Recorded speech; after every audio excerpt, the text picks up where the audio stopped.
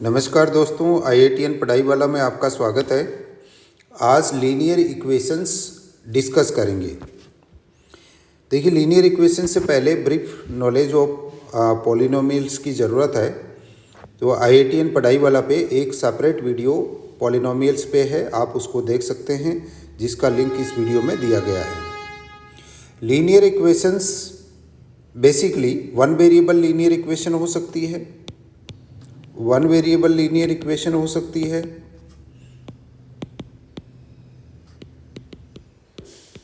Two variable linear equation हो सकती है,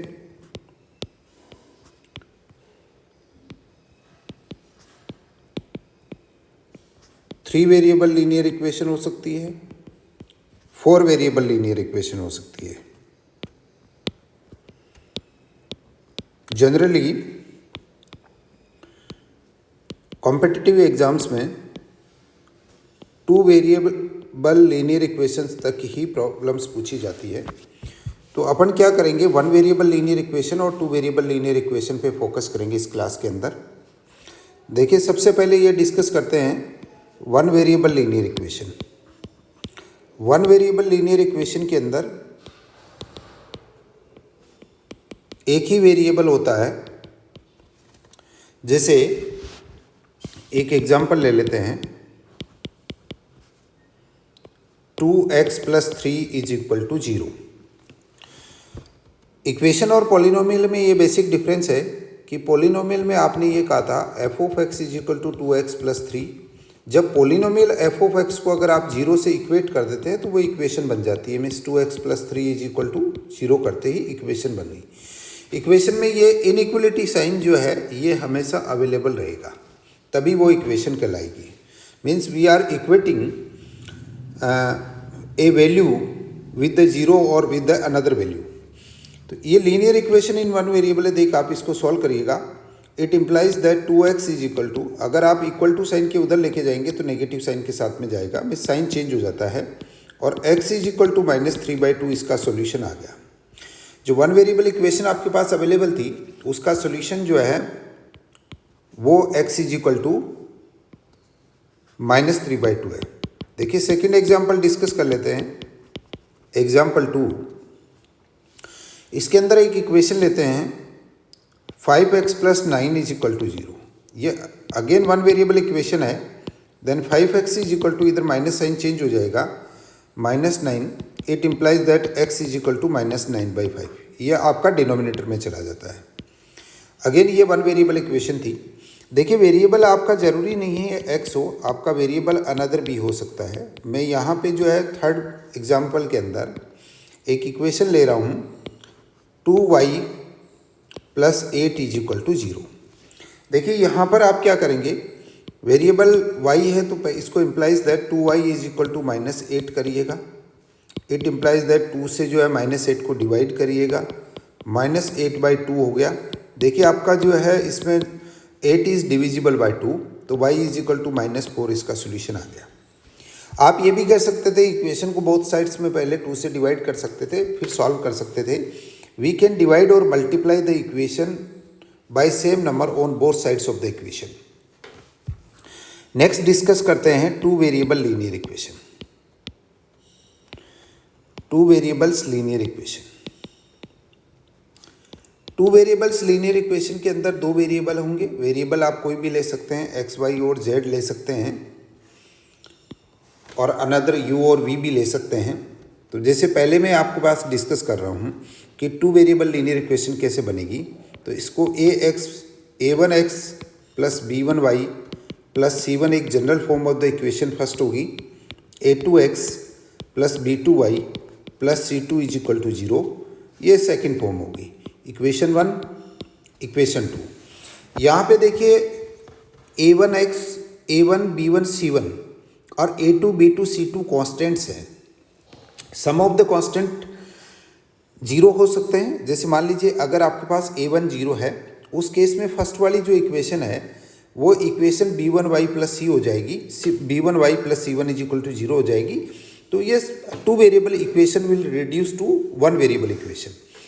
सिमिलरली मान लीजिए कि आपके सेकंड इक्वेशन के अंदर b2 0 है, उस केस में इक्वेशन का फॉर्म हो जाएगा a2x plus c2 is equal to 0, और ये equation one variable equation of the variable x में रिड्यूस हो जाएगी।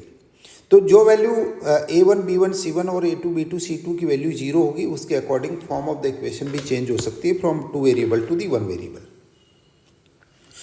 अब देखिए वन वेरिएबल इक्वेशन जो है उसके रूट्स आपको फाइंड आउट करने हैं। रूट्स फाइंड आउट करने के लिए एक पहले जनरल एग्जांपल मैं आपसे डिस्कस करता हूँ, फिर उसके बाद में अपन इसके nature of roots of the equation की बात करेंगे, मीन्स क्या सॉल्यूशन आपके पास अवेलेबल हो सकता है। एक जनरल एग्जांपल आपके साथ में मैं डिस्कस कर रहा हूँ पहले, ताकि आपको linear equation in two variable थोड़ा समझ में आए कि बेसिकली अपन इसमें क्या किस तरीके से सॉल्यूशन करना है और क्या क्या इक्वेशंस रखनी है और इक्वेशंस की फॉर्म क्या हो सकती है। देखिए आपके पास जो है 5x plus 2y is equal to 9 और 3x plus 8y is equal to 19 आपके पास एक इक्वेशन की फॉर्म है। अब इस इक्वेशन को जो है आप क्या कर सकते हैं कि सॉल्व करने की कोशिश कर सकते हैं। मैं इसको इक्वेशन 1 कहूँगा, इसको इक्वेशन 2 कहेंगे। इक्वेशन सॉल्व करने का मतलब ये है कि जो वेरिएबल्स हैं उन वेरिएबल्स की वैल्यू फाइंड आउट करना है, उसी को अपन सॉल्यूशन ऑफ द इक्वेशन कहेंगे। देखिए आप एक काम करिएगा, मल्टीप्लाई इक्वेशन 1 बाई 4। इक्वेशन 1 को आप मल्टीप्लाई करिएगा बाई 4 से, और फिर देखिए सेकेंड इक्वेशन की फॉर्म क्या आ रही है 20x। आप इक्वेशन को बोथ साइड्स मल्टीप्लाई कर सकते हैं। तो इसको अगर एक काम करते हैं, मैं थोड़ा सा इसको और थोड़ा एलोबरेट कर देता हूँ। तो इसके लिए आप क्या कर रहे हैं, 4 into 5x plus 2y is equal to 4 into 9, means you have multiplied both sides of the equation by 4। अगर आप किसी भी इक्वेशन को इक्वल नंबर से दोनों साइड्स में मल्टीप्लाई कर रहे हैं या डिवाइड कर रहे हैं, उस केस के अंदर इक्वेशन का वैल्यू चेंज नहीं होता है। यू कैन मल्टीप्लाई और divide by same number on both sides of the equation. It implies that 20x plus 8y plus 36 आपके पास हो गया। मैं इसको इक्वेशन नंबर 3 कह देता हूँ। 3 और 1 सेम इक्वेशन है, क्योंकि आपने 1 को मल्टीप्लाई किया 4 से, तो आपको 3 इक्वेशन मिली है। अब देखिए मैं 2 इक्वेशन को यहाँ वापस लिख रहा हूँ, इसके नीचे 2x plus 8y is equal to 19। ये आपकी इक्वेशन नंबर 2 है। अब देखिए एक लाइन खींच लीजिए। आप एक क्या करें, नीचे वाली इक्वेशन के साइन चेंज कर दिए, प्लस है इसको माइनस कर दीजिए, ये प्लस है इसको भी माइनस कर दीजिए। साइन थोड़ा अलग कलर में लिख देता हूँ तो आपको ध्यान रहे, ये माइनस किया, ये प्लस को माइनस किया, इसको भी माइनस किया। अब आप देखिए इसको सॉल्व करिए, 17x हो जाएगा। 20 माइनस 3x क्या हो गया, मीन्स आपको इस इक्वेशन में सब्ट्रैक्ट करने के लिए केवल आपको कोफिशिएंट्स को सब्ट्रैक्ट करना, means you have to add और सब्ट्रैक्ट द कोफिशिएंट्स, जैसा आपका केस है। 17x प्लस ये 8 माइनस 8 0 हो गया, तो इसको लिखने की ज़रूरत नहीं है। फिर 36 में से 19 अगर आप सब्ट्रैक्ट करते हैं तो ये 17 आ गया। It implies that x is equal to 17 upon 17 और x इज इक्वल टू 1 आ गया। देखिए x इज इक्वल टू 1 आपकी जो है इक्वेशन है उसका सॉल्यूशन है। मैं क्या करता हूँ, यहाँ पे लिखता हूँ put x is equal to 1 in equation 1। देखिए आप x is equal to 1 put करेंगे तो 5 into 1 plus 2 into y is equal to 9 हो गया। 2y is equal to 9 minus 5 हो गया, and 2y is equal to 4 हो गया, और y is equal to 4/2, y is equal to 2 हो गया। इसके अंदर आपके पास क्या रहा, y is equal to 2 and x is equal to 1। तो आप यहाँ लिख दीजिए x is equal to 1, x is equal to 1 and y is equal to 2 is the solution of linear equations in two variable represented by equation 1 and 2। तो इस तरीके से आपकी linear equation in two variable होगी। अब देखिए मैं nature of equations की बात कर लेता हूँ। नेचर ऑफ इक्वेशन बेसिकली क्या होती है कि आपके सॉल्यूशन के टर्म्स में होगी। तो देखिए एक जनरल टर्म में आपको डिस्कस कर रहा हूँ कि आपके लिए इक्वेशन है उसको दो स्पेसिफिक टर्म में काम में ले रहा हूँ। एक कह रहा हूँ consistent system. Consistent system, consistent system का मतलब ये क्या है कि a system of simultaneous linear equations is said to be consistent if it has at least one solution. मैं लिख देता हूं, आपको ध्यान रहे, a system of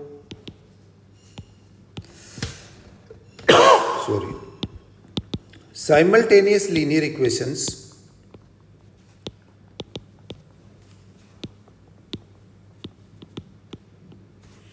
is said to be consistent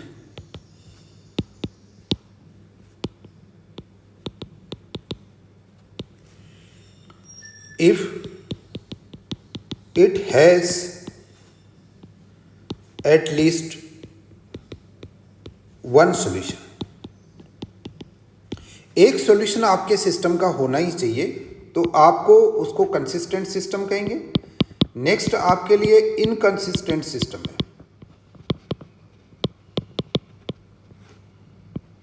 inconsistent system, a system of simultaneous linear equations is said to be inconsistent if it has no solution. ऐसी system of equations का जिसका कोई सॉल्यूशन नहीं है, उसको अपन क्या कहेंगे? इनकंसिस्टेंट सिस्टम कहेंगे। A system of simultaneous linear equations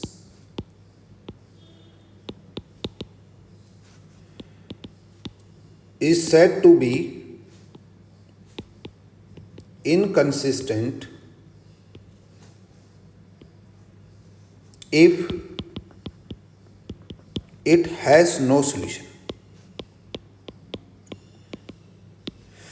देखिए, आपका system of simultaneous linear equations जो है, इसका मतलब a set of linear equations है विच कैन बी सोल्व। उसको अपन system of simultaneous system of linear equations कहेंगे। तो उसके लिए जनरल फॉर्म अपन ने पहले भी डिस्कस की है, a1x plus b1y plus c1 is equal to 0, equation first. a2x plus b2y plus c2 is equal to 0, ये सेकंड इक्वेशन है। आप थर्ड इक्वेशन भी हो सकती है जिसमें वेरिएबल 3 ऐड हो सकता है, वो भी system of simultaneous linear equations कहलाएगी। अब साइमल्टेनियस लीनियर इक्वेशंस के अंदर क्या क्या कंडीशंस बनती है जिसके अंदर आपको सॉल्यूशन मिल सकता है और हो सकता है कि सॉल्यूशन ना मिले। तो जिसमें सॉल्यूशन मिलेगा उसको आप क्या कहेंगे? कंसिस्टेंट कहेंगे, और नहीं मिलेगा उसको इनकंसिस्टेंट कहेंगे। तो देखिए, केस फर्स्ट आपके पास क्या बनता है। ये एक्चुअली कंसिस्टेंसी और इनकंसिस्टेंसी आप a1, a2, b1, b2, c1, c2 के टर्म्स में फाइंड आउट कर सकते हैं। केस फर्स्ट आपका लेते हैं, a1 upon a2 not equal to b1 upon b2। अगर ये कंडीशन सेटिस्फाई होती है तो आपके जो है इक्वेशंस का है एटलीस्ट, मतलब there will be one solution. There will be one solution of the equation. One solution of the equation का मतलब क्या है कि set of variables x and y, x के लिए एक वैल्यू मिलेगी और y के लिए भी एक वैल्यू मिलेगी। मीन्स आपका एक ही सेट ऑफ सॉल्यूशंस मिलेगा। ऐसी इक्वेशंस को अपन क्या है, इसको पेयर ऑफ लीनियर इक्वेशंस भी कहते हैं। इसके लिए आपको ये मिलेगा only one solution for pair of linear equations. अब आप देखिए, आपकी कंसिस्टेंसी की डेफिनेशन देखिए। कंसिस्टेंसी ये कहता है कि एटलीस्ट वन सॉल्यूशन है, then system of simultaneous linear equation is said to be consistent. तो इसका मतलब ये कौन सा पेयर हो गया? कंसिस्टेंट सिस्टम है, या कंसिस्टेंट पेयर भी कह सकते हैं आप, कंसिस्टेंट सिस्टम है। नेक्स्ट देखिए, आप केस 2 ले लीजिए। केस 2 को फाइंड आउट करने की कोशिश करिएगा। केस 2 में ये दिया हुआ होता है कि a1 upon a2 is equal to b1 upon b2 is equal to c1 upon c2। तीनों का रेशियो सेम है, तो इस इक्वेशन का मैनी सॉल्यूशंस होगा। मैनी सॉल्यूशंस होगा। मैनी सॉल्यूशंस का मतलब क्या है कि जैसे एक सेट x1 y1 मिला, x1 y1 मिला, दूसरा सेट आपको x2 y2 मिला, तीसरा सेट x3 y3 मिला, इनकी सर्टेन न्यूमेरिकल वैल्यूज होगी and so on.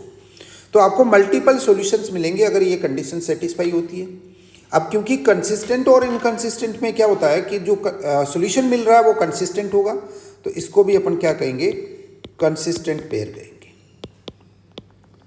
There is a consistency of the solution. Case 3 जो आपके पास है, केस 3 देखिए, केस 3 के अंदर एक स्पेसिफिक केस बनता है जिसके अंदर a1/a2 is equal to b1/b2 तो होता है, लेकिन नॉट इक्वल टू c1/c2 होता है। a1/a2 is equal to b1/b2 and not equal to c1/c2, then there is no solution. There is no solution of the pair of equations or system of linear equations. तो इसमें आपका जो है कौन सा pair हो गया, ये इनकंसिस्टेंट पेयर हो गया। यहाँ पे आपको सॉल्यूशन नहीं मिलेगा, तो आप चेक लगा सकते हैं कि इक्वेशन सॉल्वेबल है या नहीं है। अगर आपके पास a1/a2 not equal to b1/b2 की कंडीशन है तो इक्वेशन सॉल्वेबल है। a1/a2 is equal to b1/b2 is equal to c1/c2 है तो इक्वेशन सॉल्वेबल है। और अगर a1/a2 is equal to b1/b2 होता है लेकिन वो c1/c2 के इक्वल नहीं होता है तो आपकी इक्वेशन सॉल्व नहीं होगी इक्वेशंस, और आप डायरेक्टली रिप्लाई कर सकते हैं। अब देखिए इसके अंदर जो है, मैं कुछ सॉल्यूशन के मेथड्स पे चलते हैं, इसको आप चेक कर लेंगे, मैं आपको चेक अप्लाई करते हुए चलेंगे। मेथड्स ऑफ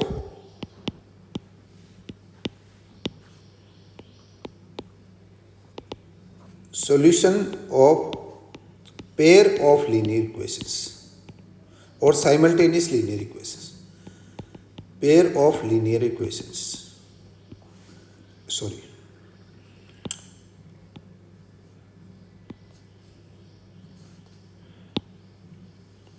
इसके अंदर देखिए 3 इंपॉर्टेंट मेथड्स है।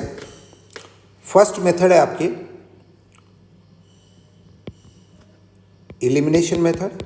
पहले एक काम करता हूं, मैं आपको नाम लिख देता हूं फिर डिस्कस कर लेंगे। Elimination method.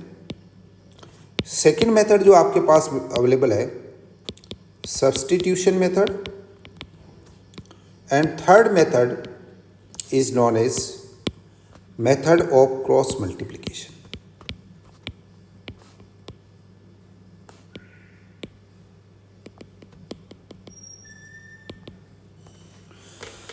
सबसे पहले डिस्कस करते हैं elimination method. Elimination method of solution of pair of linear equations. देखिए एलिमिनेशन मेथड जैसे आपका नाम इंप्लाई कर रहा है, हम क्या करेंगे कि इसके अंदर एक वेरिएबल को एलिमिनेट करने की कोशिश करेंगे और उस वेरिएबल को एलिमिनेट करके फिर एक वेरिएबल में सॉल्यूशन फाइंड आउट करेंगे और फिर उस वेरिएबल की वैल्यू किसी भी एक इक्वेशन में वापस रीपुट कर देंगे, तो उसको हम ये कहेंगे, मतलब सेकंड वेरिएबल की जो है वैल्यू वो आपको मिल जाएगी। देखिए मैं जो एग्जांपल लेके चल रहा हूँ वो फर्स्ट एग्जांपल जो आपने डिस्कस किया था उसी को वापस ले लेते हैं। 5x + 2y is equal to 9 है, इक्वेशन नंबर 1 बनी, and 3x + 8y is equal to 19 है, ये इक्वेशन नंबर 2 बनी। अब एलिमिनेशन मेथड में आप क्या करें कि इक्वेशन 1 और 2 ऐसे वेरिएबल से मल्टीप्लाई करिए जिसके अंदर किसी भी एक वेरिएबल कांस्टेंट से मल्टीप्लाई करिए जिसके अंदर किसी भी एक वेरिएबल के कोएफिशिएंट इक्वल हो जाए। जैसे देखिए नॉर्मली क्या होता है इस केस में, आप जो इंटरचेंज करके मल्टीप्लाई करते हैं। जैसे मैं क्या करता हूँ, इक्वेशन 1 है उसको मल्टीप्लाई कर देता हूँ 3 से, एंड इक्वेशन 2 जो है उसको मल्टीप्लाई कर देता हूँ 5 से। 2 को मैंने 5 से मल्टीप्लाई किया तो 5 3 जा 15 हो जाएगा। 1 को मैंने 3 से मल्टीप्लाई किया, 5 3 जा 15 हो गया। वेरिएबल x के कोफिशिएंट इक्वल करते हैं इस मेथड के अंदर। जरूरी नहीं है आप वेरिएबल x के कोफिशिएंट इक्वल करें, आप वेरिएबल y के कोफिशिएंट भी इक्वल कर सकते हैं। सॉल्यूशन का प्रोसीजर सेम रहेगा। तो मल्टीप्लाई इक्वेशन 1/3, तो आप कैसे लिखेंगे, मीन्स बोथ साइड्स में आप इसको 3 से मल्टीप्लाई किए। Every term of the equation will be multiplied by 3। 15x 6 2 3 जा 6 हो गया, 2 3 जा 6 हो गया, 6y इज इक्वल टू 9 3 जा कितना हो गया आपके पास 27 हो गया। आप चाहें तो इसको इक्वेशन नंबर 3 नाम दे दीजिए। नेक्स्ट आप क्या करें, अगेन इसको मल्टीप्लाई करिए इक्वेशन 2 को बाई 5 से, तो 5 3 जा 15x हो गया प्लस 8 5 जा 40y हो गया इज इक्वल टू 19 5 जा 95 हो गया। ये आपके लिए इक्वेशन नंबर 4 बन गई। क्लियर। अब आपको क्या करना है, आपको इनका एक इक्वेशन के साइन चेंज करने हैं। आप साइन चेंज कर दीजिए। लोअर इक्वेशन के साइन चेंज कर रहा हूँ, तो अगर प्लस है तो माइनस करिएगा, माइनस है तो प्लस करिएगा। देखिए यहाँ पे प्लस है, मैं माइनस कर रहा हूँ, इसके 40 का प्लस का माइनस कर रहा हूँ, 95 का प्लस का माइनस कर रहा हूँ। अब आप क्या करें, इनको जो है सॉल्व करिए। देखिए 15 माइनस 15x 0 आएगा मेरे पास, 6 माइनस 40 कितना आएगा -34y आएगा इज इक्वल टू 27 माइनस 95 क्या होगा मेरे पास 68 होगा। इट इम्प्लाइज दैट इस इक्वेशन को फर्दर सोल्व करिएगा तो आप माइनस से मल्टीप्लाई कर सकते हैं बोथ साइड्स में, -1 से, तो ये 68 हो जाएगा। और इट इम्प्लाइज दैट 68 बाई 34 हो गया। It implies that y is equal to 2 मिल गया आपके पास। आप क्या करें, y इज इक्वल टू 2 किसी भी एक इक्वेशन में पुट कर दीजिए। देखिए मैं इस इक्वेशन में पुट कर रहा हूँ, पुट यहाँ लिखते हैं, put y is equal to 2 in equation 1। Equation 1 आपके पास क्या है, इसको दोबारा रिकॉल कर लीजिए, 5x plus 2y is equal to 9। तो मैं लिखूंगा 5x plus 2 into 2 is equal to 9। 5x is equal to 9 minus 4. It implies that 5x is equal to 5. It implies that x is equal to 5 upon 5. It implies that x is equal to 1. तो आपके पास x is equal to 1 and y is equal to 2 एक solution मिल गया। अब इस equation को मैं दोबारा रिकॉल करना चाहूँगा। देखिए ये आपके पास इक्वेशन थी, जो कंसिस्टेंसी और इनकंसिस्टेंसी का रेशियो चेक करिए आप। a1 अपॉन a2 का रेशियो क्या है, इज इक्वल टू 5/3 है। b1 अपॉन b2 का रेशियो क्या है, 2/8 है, इज इक्वल टू 1/4 है। देखिए आपकी कंडीशन सेटिस्फाई हो गई थी यहाँ, a1/a2 not equal to b1/b2। तो ये इस इक्वेशन का सोल्यूशन कितना था, only 1 solution and consistent pair of equations. तो आपको 1 सोल्यूशन मिल गया है। नेक्स्ट मेथड सॉल्यूशन का है, वो है सब्स्टिट्यूशन मेथड। सब्स्टिट्यूशन मेथड देखिए, सब्स्टिट्यूशन मेथड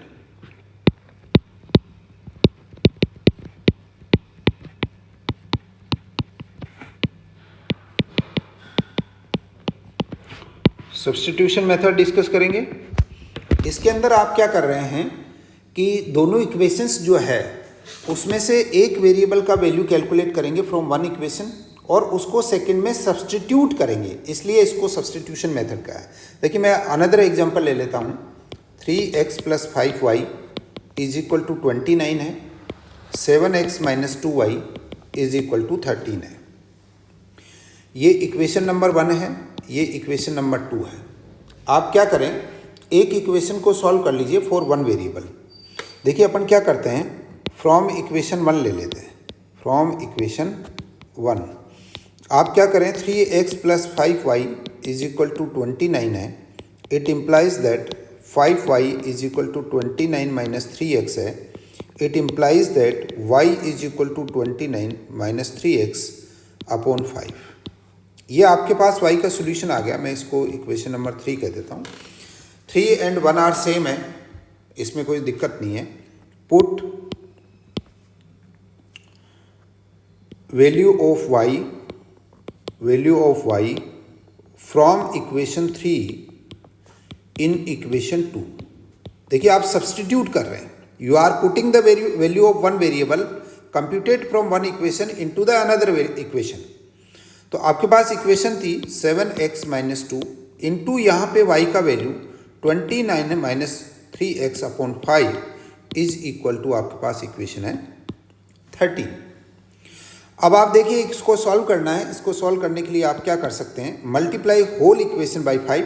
तो 7 इज मल्टीप्लाइड बाई, ये कम करते हैं, इसको थोड़ा सा फर्दर सॉल्यूशन करते थे। लेफ्ट हैंड साइड में अपन इसका एलसीएम ले लेते हैं 5 एलसीएम 7 5 से 35 माइनस ये मल्टीप्लाई होगा इंटू -58 और -2 और -3 ये 6 हो जाएगा।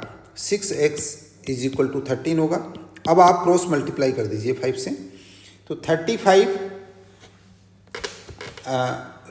ये 35x है आपके पास। 35x प्लस 6x कितना हो गया आपके पास, 41x हो गया, -58 हो गया, इज इक्वल टू 13 5 से कितना होगा आपके पास, 65 होगा। It implies that 41x is equal to 58 plus 65 हो गया। It implies that 41x is equal to 123 हो गया। It implies that x is equal to 123 divided by 41 हो गया। I think it is equal to 3। When you divide 123 by 41, then it will come out to be 3. Therefore, x is equal to 3 मिल गया। अब आप क्या कर सकते हैं कि जो y की वैल्यू आपने कैलकुलेट करी थी, ये y, इसमें आप x का वैल्यू पुट कर दीजिए। आप क्या लिखेंगे, put x is equal to 3 in equation 1 he put कर दीजिए। देखिए ओरिजिनल इक्वेशन में पुट कर देते हैं, that will be a better option for the understanding. तो ये 3x plus 5y is equal to 29 है। तो इसके अंदर आप क्या कर रहे हैं, x का वैल्यू पुट कर रहे हैं। तो देखिए 3 into 3 plus 5y is equal to 29। It implies that 5y is equal to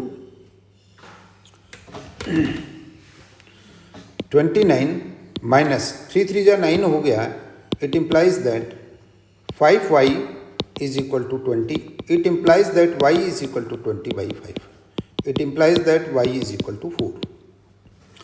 तो आपके पास x इज इक्वल टू 3 मिला, x is equal to 3 and y is equal to 4 is the solution of this given pair of simultaneous linear equations. Third method discuss कर रहे हैं। Third method आपके लिए cross multiplication होगा। Cross multiplication, cross multiplication के अंदर आप क्या कर सकते हैं कि एक स्पेसिफिक कॉन्सेप्ट अप्लाई करेंगे।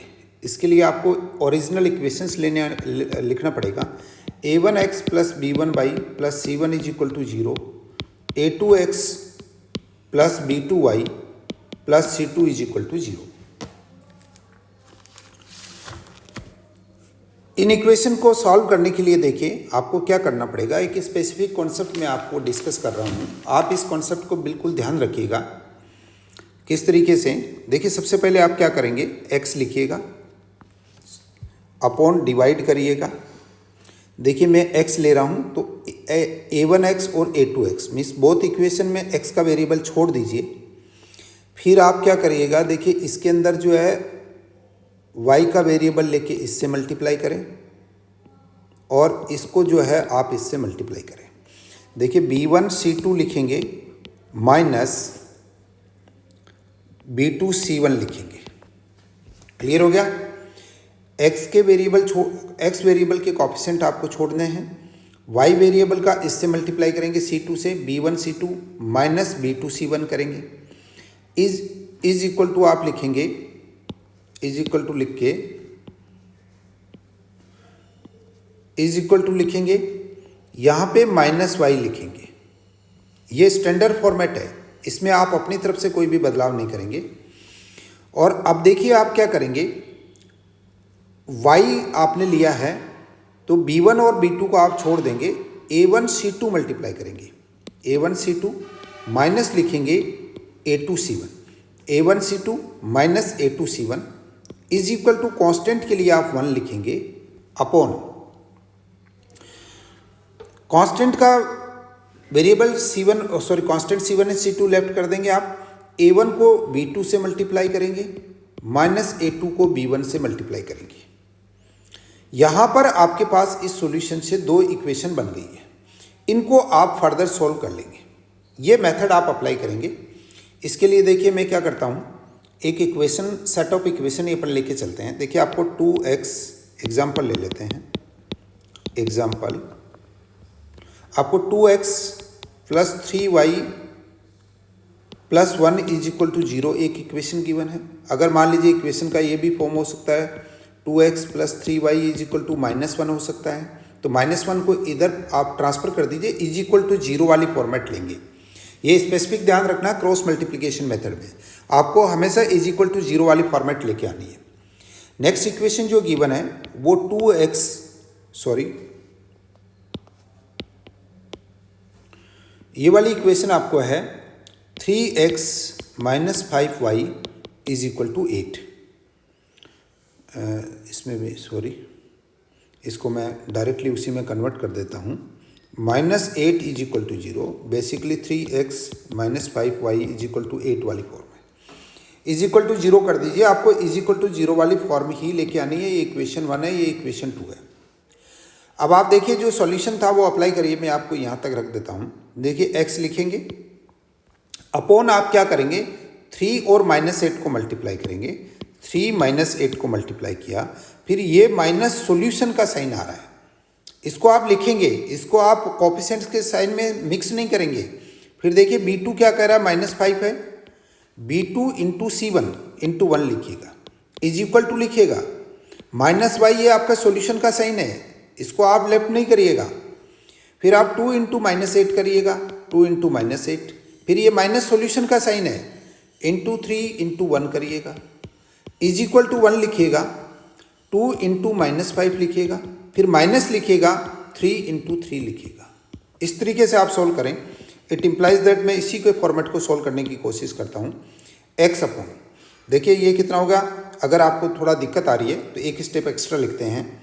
देखिए 8 3 24 -24 हो गया, फिर ये माइनस से माइनस मल्टीप्लाई हो गया, +5 हो गया, इज इक्वल टू देखिए -y अपॉन ये 2 इंटू -8 कितना हुआ, -16 हो गया, ये -3 हो गया आपके लिए, इज इक्वल टू 1 अपॉन ये -10 हो गया और ये -9 हो गया।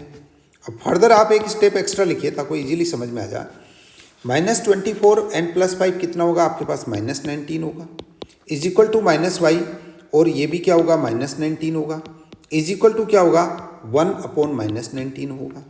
अब आप क्या करें कि ये क्योंकि इक्वल टू साइन है, then x by -19 is also equal to 1 by -19 and -y upon -19 is also equal to 1 upon -19। तो आप क्या करें, x upon -19 is equal to 1 upon -19 लिखिए। देखिए -19 से -19 कैंसिल आउट हो गया, x इज इक्वल टू 1 मिल गया। फिर -y अपॉन -19 को आप 1 अपॉन -19 लिखिए। इसको अगर आप सोल्व करेंगे तो y इज इक्वल टू -1 मिल गया आपको। मीन्स ये इक्वेशन जो है उसके लिए x is equal to 1 and y is equal to -1, y is equal to -1 is the solution of this equation. Clear हो गया। इस तरीके से आप क्या करेंगे, क्रॉस मल्टीप्लिकेशन मेथड जो है उसको अप्लाई करके साइमल्टेनियस लीनियर इक्वेशन को सॉल्व कर लेंगे। तो ये डिफरेंट 3 कंडीशंस, कंसिस्टेंसी और इनकंसिस्टेंसी आपको वेरी क्लियर हो जानी चाहिए। और इनकंसिस्टेंसी के अकॉर्डिंग आपका सॉल्यूशन कौन सा आ रहा है वो आपको पता होना चाहिए। वेरिएबल्स में किसी भी टाइप का कोई कंफ्यूजन आपको नहीं होना चाहिए। तो अब कुछ एग्जाम्पल डिस्कस कर लेते हैं और फर्दर एग्जाम्पल्स डिस्कस कर लेते हैं जिसके अंदर आपको दिक्कत नहीं रहे। देखिए मैं कुछ example general solutions find out करने के लिए डिस्कस करूंगा। उसके लिए देखिए आप क्या करें, एक इक्वेशन है आपके पास 3x minus 2y is equal to 4, 6x minus 4y is equal to 8। अब आप इसको थोड़ा सा फाइंड आउट करिए। यहाँ पे a1 अपॉन a2 कितना आ रहा है आपके पास, 3/6 इज इक्वल टू 1/2 आया। b1 अपॉन b2 कितना आ रहा है आपके पास, -2 अपॉन -4 इज इक्वल टू 1/2 आया। और c1 अपॉन c2 भी कैलकुलेट करिएगा, 4/8 इज इक्वल टू 1/2 आ गया। ये कौन सा केस बन गया, अगर आप रिकॉल करना चाहते हैं तो एक बार दोबारा रिकॉल कर लीजिए। देखिए यहाँ पे आपने ये डिस्कस किया था case 1 a1 by A2 not equal to B1 by B2, one solution consistent pair. A1 by A2 is equal to B1 by B2 is equal to C1 by C2 consistent. Many solutions. A1 by A2 is equal to B1 by B2 not equal to C1 by C2. Inconsistent system, there is no solution. तो ये case 2 बन गया आपके लिए. Case 2 के अंदर आपका क्या है, A1 by A2 is equal to B1 by B2 is equal to C1 by C2 हो गया. तो यहाँ पर मल्टीपल सॉल्यूशंस आपको मिलेंगे. तो पेयर ऑफ मल्टीपल सॉल्यूशंस आप फाइंड आउट कर सकते हैं, किसी भी तरीके से इसको देख सकते हैं. देखिए इन दोनों को एक काम करते हैं अपन कि मैं सेकंड इक्वेशन जो है उसको 2 से मल्टीप्लाई कर देता हूँ. 2 से मल्टीप्लाई करने पे क्या आएगा, देखिए 6x minus 4y is equal to 8 हो गया. तो ये शायद आपकी फर्स्ट इक्वेशन की में जो है कन्वर्ट होगी, सेकंड इक्वेशन में कन्वर्ट होगी. 6x minus 4y is equal to 8 हो गया. तो आप क्या करेंगे, इसमें x का कुछ वैल्यू पुट करिए. जैसे मान लीजिए मैं x इज इक्वल टू 2 लेता हूँ, x इज इक्वल टू 2 ले लेते हैं, फर्स्ट इक्वेशन में पुट कर देते हैं. तो ये हो जाएगा 6 minus 2y is equal to 4. It implies that minus 2y is equal to 4 minus 6. It implies that minus 2y is equal to minus 2. It implies that y is equal to 1. अगर x is equal to आप 2 है तो y is equal to 1 है. तो एक pair of solution क्या मिल गया, x is equal to 2 and y is equal to 1. देखिए आप कहते हैं नहीं इस तरीके से सॉल्व नहीं करूंगा मैं y is equal to something ले लेता हूँ. y इज इक्वल टू आप 3 भी ले लीजिए. तो आपकी इक्वेशन के अंदर आप जो है 3 पुट करिए फर्स्ट इक्वेशन में, y is equal to 3. Then ये होगा 3x minus 2 into 3 is equal to आपके पास कितना है, 4 है. 3x minus 6 is equal to 4 है. It implies that 3x is equal to 10 हो गया and x is equal to 10 by 3 हो गया. Then x is equal to 10 by 3 and y जो आपने लिया है y इज इक्वल टू 3 एक पेयर ऑफ सॉल्यूशंस है. इसके लिए कोई भी एक वैल्यू ले लीजिए आप x या वेरिएबल y की, उसके लिए कॉरस्पॉन्डिंग आपको नेक्स्ट सॉल्यूशन आपको मिल जाएगा. तो इस तरीके से ये इक्वेशन आपको क्या दे रही है कि मल्टीपल सॉल्यूशंस दे रही है. ठीक है, इस तरीके से आप क्या करेंगे, इसमें जो है लीनियर इक्वेशंस को सॉल्व कर लेंगे. अब लीनियर इक्वेशन को सॉल्व करने के लिए कई बार क्या होता है कि कुछ आपको स्पेसिफिक टाइप्स की प्रॉब्लम गिवन होती है. उन प्रॉब्लम्स को फिर सॉल्व करने के लिए थोड़ा सा आपको क्या करना होता है, पहले थोड़ा सा सोचना पड़ता है कि एक्चुअल में आपको गिवन क्या है और किस टाइप की प्रॉब्लम्स ये बना रहे हैं आपके लिए. तो वो आपको न्यूमेरिकल लैंग्वेज की फॉर्म में इक्वेशंस गिवन होती है. ठीक है, तो उसके लिए फिर आप क्या करेंगे कि कुछ लीनियर इक्वेशन बना के और फिर सॉल्व करेंगे. उसके लिए मैं एक दो एग्जांपल आपके साथ में डिस्कस कर लेता हूँ. जैसे देखिए आप एक छोटा सा एग्जांपल अपन ले लेते हैं. वो ये कह रहे हैं, एग्जांपल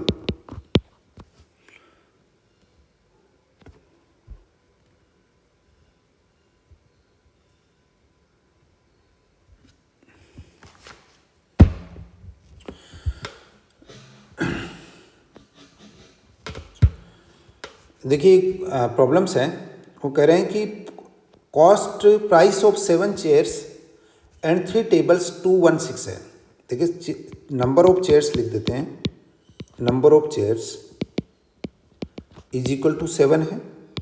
नंबर ऑफ टेबल्स आप ले रहे हैं वो आपके लिए 3 है. टोटल प्राइस जो है वो 216 आ रही है. इसका मतलब नंबर ऑफ चेयर गिवन है, नंबर ऑफ टेबल गिवन है, लेकिन हमारे पास क्या है कि इनकी कॉस्ट अवेलेबल नहीं है. तो अपन ये काम कर लेते हैं. Let us suppose that cost of 1 chair वो x लेते हैं और कॉस्ट ऑफ 1 टेबल y ले लेते हैं. तो आपके 7 चेयर्स की कॉस्ट क्या होगी, 7x प्लस 3y होगा. ये 216 आपकी एक इक्वेशन बन गई. नेक्स्ट वो ये कहना चाह रहे हैं कि हमें 21 चेयर और 6 टेबल की कॉस्ट चाहिए. 21 चेयर और 6 टेबल्स की कॉस्ट चाहिए. तो देखिए हमारी कॉस्ट क्या बनेगी, रिक्वायर्ड कॉस्ट कितनी होगी, required cost is equal to 21 chair और 6 टेबल होगी, क्योंकि एक टेबल की कॉस्ट y तो 6y होगी. ये चाहते हैं, इतनी इन्फॉर्मेशन गिवन है आपके पास। तो देखिए मैं क्या कर सकता हूँ, इसको मल्टीप्लाई करने की कोशिश करता हूँ, 3 से मल्टीप्लाई करता हूँ। 20x + 9y मेरे पास आता है = 3 × 216। अगर ये मेरे को 6 टेबल की जगह अगर 9 गिवन होता तो मैं 3 × 216 इन्फॉर्मेशन बता देता, लेकिन यहाँ पर 6 गिवन है तो इसको मैं सॉल्व नहीं कर सकता अनटिल एंड अनलेस मेरे को सेकंड इन्फॉर्मेशन और गिवन नहीं हो। तो इस इक्वेशन को सॉल्व करने के लिए आपके पास सॉल्यूशन क्या बना? सॉल्यूशन ये बना कि इनसफिशिएंट डेटा। आपके पास डेटा पूरे नहीं गिवन है तो आप इस प्रॉब्लम को सॉल्व नहीं कर सकते। नेक्स्ट कुछ प्रॉब्लम्स और ले लेते हैं। उसके अंदर देखिए एक आपको सिंपल सी के इक्वेशन गिवन है, ये 1 वेरिएबल इक्वेशन है। इसको देखिए किस तरीके से इस टाइप की प्रॉब्लम्स भी आती है। x - 1/x = 3 है, वो कह रहा है कि find the value of, then find value of x⁴ + 1/x⁴। इसकी वैल्यू आपको चाहिए। तो यहाँ पे x⁴ है या x⁴ है, तो आप क्या करें कि इक्वेशन को स्क्वायर कर दीजिए। आप बोथ साइड में सेम मैथमेटिकल ऑपरेशन अप्लाई कर सकते हैं। तो मैंने इधर भी स्क्वायर कर दिया, इधर भी स्क्वायर कर दिया। देखिए इसको स्क्वायर को a - b का होल स्क्वायर में सोल्व करना बता देता हूँ आपको। a² + b² - 2ab होता है। ये फार्मूला अप्लाई करिए, x² + 1/x का होल स्क्वायर लिखेंगे -2 × आप लिखेंगे इसमें x × -1/x = क्या करेंगे 9 हो गया। It implies that x² + 1/x², और यहाँ से x कैंसिल आउट हो गया और +2 हो गया = 9 हो गया। इस इक्वेशन को फर्दर सोल्व करिए, x² + 1/x² = 7 हो गया। 2 को इधर ले जाइए, साइन चेंज हो जाएगा। इस इक्वेशन को फर्दर x² कर दिए और स्क्वायर कर दीजिए बोथ साइड्स में, तो x² का होल स्क्वायर × 7² हो गया। It implies that x⁴ + 1/x⁴ direct लिख देता हूँ, +2 × x² × 1/x² होगा। ये आपके 7 7 जा 49 होगा। It implies that x⁴ + 1/x⁴ +2 हो गया = 49 हो गया। इट इम्प्लाइज दैट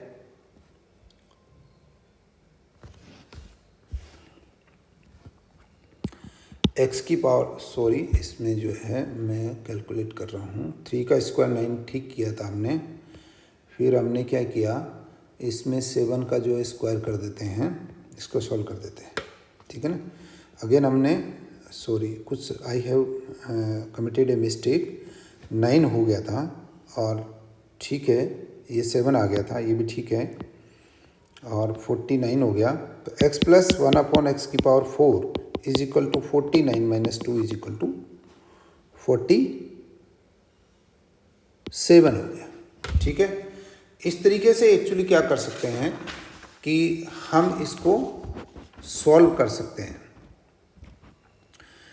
तो एक बार देखना पड़ेगा मुझे, सॉरी x - 2 × ठीक है। ओहो ये साइन एक्स्ट्रा ले लिया मैंने। देखिए ये साइन एक्स्ट्रा ले लिया था, तो बेसिकली जो है यहाँ पे ये माइनस है, यहाँ पे आप माइनस ही लिखेंगे, तो इसका वैल्यू जो है यहाँ 11 हो जाएगा = 11 होगा। और फिर आप क्या करेंगे, इसको आप जो है 11 का स्क्वायर लिखेंगे, और फिर आप इसको 11 का स्क्वायर के लिए क्या होगा आपके पास, 11 का स्क्वायर 121 होता है, ठीक है ना। तो ये 11 का स्क्वायर जो 121 होगा, ठीक है। और इसमें फिर प्लस आ गया था, उसके लिए मैं आपको एक a + b का होल स्क्वायर का इक्वेशन बना देता हूँ। a² + b² + 2ab होगा। तो इसमें +2 हुआ, तो इसको आप क्या करेंगे, इस एक्सप्रेशन को जो है आप वापस लिख दीजिए, ये 121 - 2 हो जाएगा, तो 1 - 21 - 20। Now it is correct actually. इस तरीके से आप क्या करेंगे, अलग अलग टाइप्स की प्रॉब्लम्स आपको गिवन होगी, और उन प्रॉब्लम्स को आप जैसे लिंग्विस्टिक प्रॉब्लम्स जो गिवन है, उन लिंग्विस्टिक प्रॉब्लम्स को पहले आप क्या करें कि उसकी इक्वेशंस बनाने की कोशिश करें और इक्वेशन बना के फिर आप उसको जो है सॉल्व करने की कोशिश करें लीनियर इक्वेशंस के थ्रू, तो आपका जो है सभी सॉल्यूशंस जो है वो आपको मिल जाएगा। देखिए, एक चाहें तो आप एक प्रॉब्लम और डिस्कस कर लेते हैं, that will be a better option, क्योंकि एज से रिलेटेड काफ़ी प्रॉब्लम्स इसमें पूछे जाते हैं। तो ये कह रहे हैं, एक लैंग्वेज में आपको पढ़ रहा हूँ, 10 years ago the age of father was 2.5 times the age of the son and after 10 years will be 1.5 times, then what will be the ratio of age of both the present। तो आप एक काम करें, let present age of father is equal to x and present age of son is equal to y। अब देखिए, इसकी language समझने की कोशिश करें। 10 years ago the age of father was 2.5 times the age of son। तो पहले 10 years पहले, आज से 10 साल पहले, 10 years पहले what was the age of father, क्योंकि एज दोनों में इक्वल होगी। जैसे आज फादर और सन की एज कुछ है, मान लीजिए आपके पास जो है 40 एंड 20 ईयर्स है, तो 10 साल पहले जाते हैं तो दोनों में से 10 सब्ट्रैक्ट करोगे तो देन 30 और 10 होगी। तो ये फादर की एज तो 10 साल पहले थी x माइनस 10 और सन की एज थी y माइनस 10। अब वो ये कह रहे हैं कि 10 साल पहले इन दोनों में जो रिलेशन था वो 2.5 टाइम्स था, means age of the father was 2.5 times the age of the son. तो x minus 10 is equal to 5/2 minus 10 कर दीजिए, इसको सॉल्व कर लीजिए। पहले ये इक्वेशन बना लीजिए, 2x माइनस 20 क्रॉस मल्टीप्लाई कर रहा हूँ 2 से, 5y माइनस 50 हो गया। It implies that 2x minus 5y plus 30 is equal to 0 हो गया। ये आपके पास एक इक्वेशन बन गई। ये इधर ले आया मैं दोनों को, तो माइनस माइनस होके आएंगे, तो ये प्लस में आएगा और ये माइनस में आएंगे। अब देखिए, नेक्स्ट इक्वेशन जो बना रहे हैं, नेक्स्ट इक्वेशन वो ये कह रहे हैं कि 10 years from now the age of the father will be 1.5 times the age of the son। तो आपके 10 साल बाद में एज क्या होगी आज से, आज की एज 10 है तो फादर की एज होगी x प्लस 10। जैसे एग्जाम्पल जो आप ले रहे थे 40 और 20 था, after 10 years age of father will be 40 plus 10 50 and age of the son will be 20 plus 30। तो y x प्लस 10 और इज इक्वल टू टाइम्स अपन करते हैं, ये y प्लस 10 हो गया। ये कह रहे हैं आफ्टर ये 1.5 टाइम्स होगी। 1.5 टाइम्स आप कैसे ला सकते हैं, मेरे हिसाब से 3/2 कर दीजिए, 1.5 टाइम्स हो जाएगी।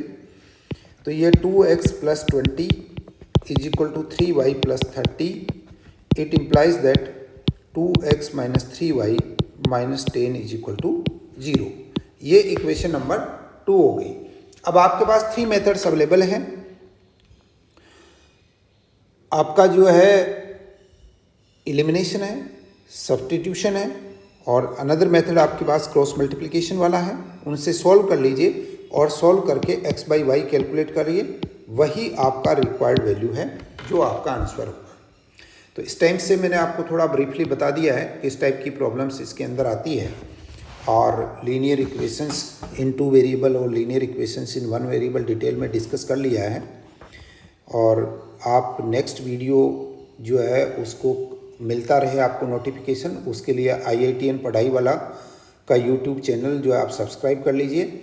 हम कंटिन्यूसली जो है अभी मेंटल एबिलिटी पे वीडियोस अपलोड कर रहे हैं और कंटिन्यूसली हमारे एफर्ट्स है कि आपको बेस्ट से बेस्ट स्टडी मटेरियल मिल सके। Thank you so much.